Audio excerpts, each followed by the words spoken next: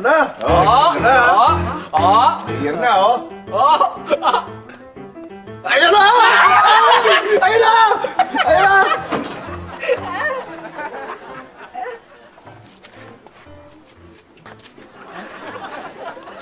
Ba yan? Support! May layo-layo ba ng dinayo? Hindi na naman pala si Cindy.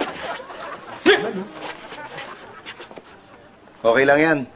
Pare, alam mo ba, ang pag-ibig parang ganito. Parang paputok.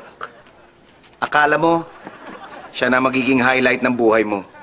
Akala mo, siya na magpapasaya sa'yo. Yung pala, supot. Sayang lang effort mo. Sayang lang lahat ng preparasyon mo.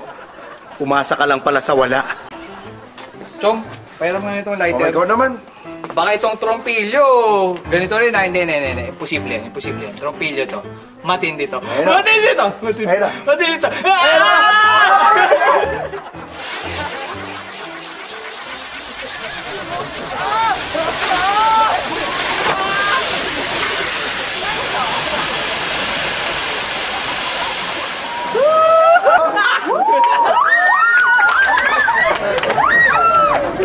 Yan, sige.